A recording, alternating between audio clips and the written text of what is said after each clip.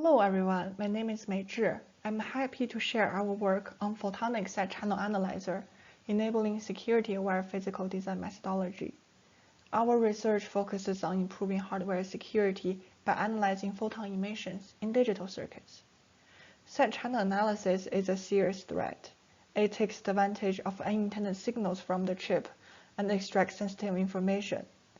Most existing defenses focus on power and EM leakage, but photon emission is a largely ignored risk. But PE is directly linked to transistor switching, so it will unintentionally leak critical data. So our goal is to develop a practical analyzer that can detect such risk early in the pre-silicon phase. By identifying vulnerabilities before fabrication, designers can apply mitigation strategies to improve security. This will also save time and cost in the chip design process. Now, let's take a look at the outline. I'll start by explaining how photon emission works and why it poses a security risk. Then, I'll introduce our simulation framework. It consists of three key steps. First, we generate a standard cell PE library by modeling photon emissions at the transistor level. Next, we create a circuit-level PE heat map, mapping emissions across the chip. Finally, we conduct a PE side channel analysis to assess security vulnerabilities. After that, I'll discuss experimental validation using real-world measurements, and finish by highlighting the key insights of the work. Let's get started.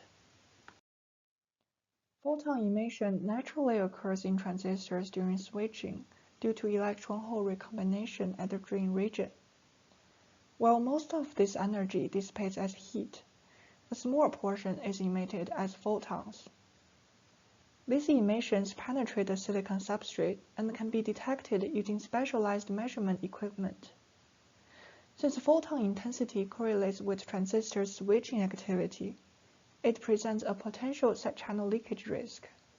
This underscores the importance of pre-silicon security analysis to identify and mitigate vulnerabilities early in the design process.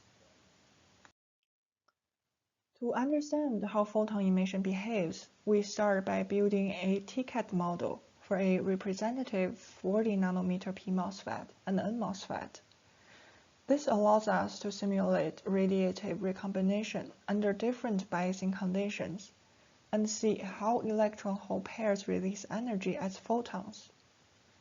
From this simulation, we calculate the average recombination rate, RR, and use it to create a P lookup table, which maps emission intensity based on device biasing parameters.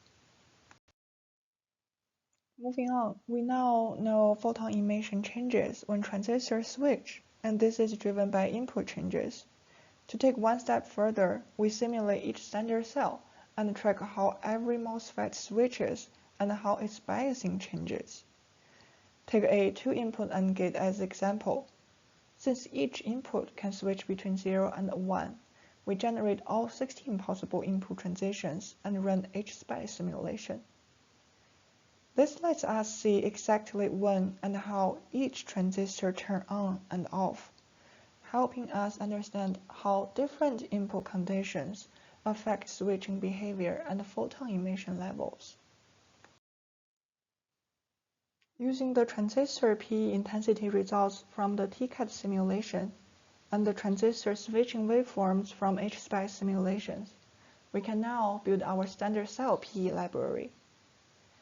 For each standard cell, we create a hash table that stores the maximum photon emission intensity for both NMOS and the PMOS transistors across all possible input transitions. This hash table acts as a fast lookup system, allowing us to quickly retrieve emission values during circuit-level analysis.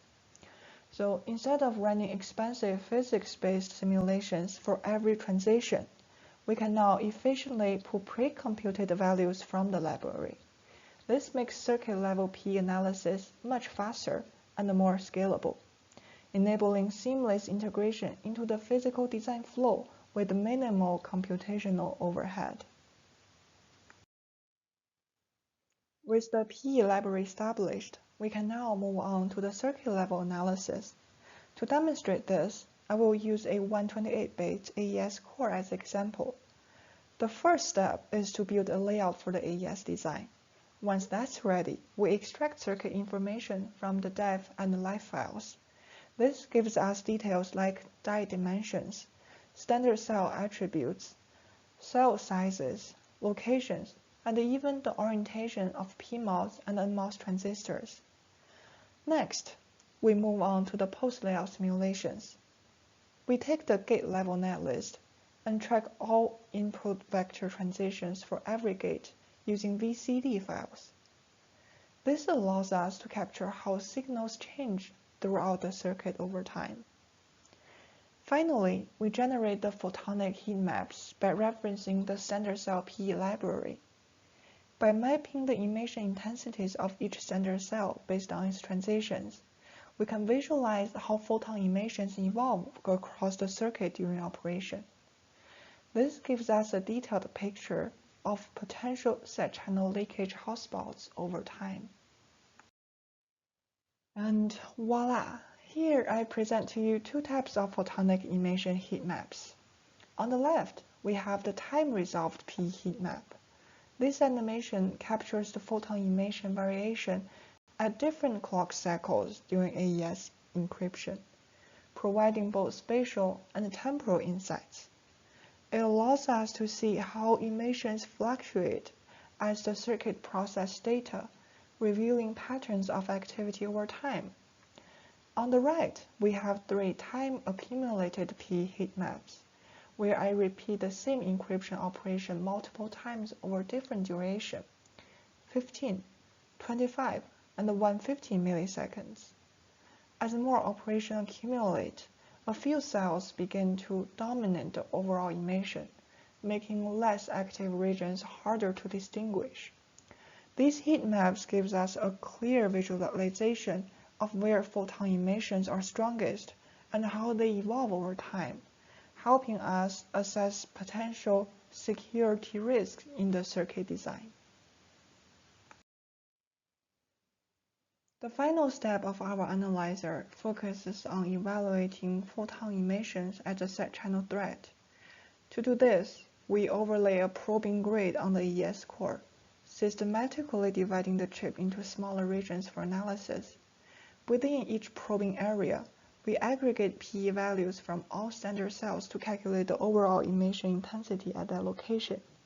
Using these intensity maps, we then conduct a set channel attack, allowing us to pinpoint the most vulnerable regions where information leakage is most pronounced. Here, we include an example of running a correlation attack on a 9x9 probing grid. The results show that the red middle areas are the most vulnerable, successfully revealing 8 out of 16 key bits. With this data, we can take a proactive approach to security by redesigning the most leaky areas, adjusting the physical layout to reduce PE leakage and enhance overall circuit security. So, to validate our simulated results, we measure the photon emission intensity of an AES core using a microscopy system equipped with in-gas camera inside the Hamamatsu FEMOS 100. This setup captures real photon emissions, allowing us to directly compare our simulations with actual chip behavior. We repeat the same AES encryption operation and measure PE over 60 seconds and 300 seconds to observe how emission patterns evolve over time. At 60 seconds, the measurement is noisy, making it difficult to clearly distinguish emission details. The short capture time introduces variability, and weaker emission areas are harder to detect. At 300 seconds, the results become more stable, revealing clear hotspots that closely match our simulated PE map. However, over time, a few dominant emission areas stand out, causing some finer details to fade. This measurement demonstrates that our simulation framework accurately predicts real PE behavior, making it a useful tool for early-stage security assessment in chip design. With our measurements closely aligning with simulation results, we developed an analysis framework to assess PE vulnerabilities in digital ASIC circuits during the pre-silicon design phase. By simulating time-resolved PE maps for a 128-bit AES core, we conducted localized CPEA analysis, demonstrating that finer attack granularity increases leakage risks. To validate our approach, we compared simulated and measured PE maps from a 40-nanometer chip, confirming its reliability in predicting photon emission behavior. This enables early identification of vulnerable regions, allowing designers to apply mitigation strategies to reduce side-channel leakage. By integrating side-channel security evaluations into the design phase, this framework enhances security-aware physical design, ultimately improving circuit security and reliability. Finally, I'd like to recognize the funding and the technical support that helps bring this project to life. This research was supported in part by Intel Resilient Architecture and Robust Electronic Security Research Center, Silicon Labs, and the German Research Foundation Priority Program SPP2253 Nanosecurity. We also thank Dr. Norbert Herves from Innovations for High Performance Microelectronics Germany for preparing the adapter board. With that, I'd like to thank you all for your time and interest in this work. If you have any questions or would like to discuss this research further, feel free to reach out to the authors via email. Thank you.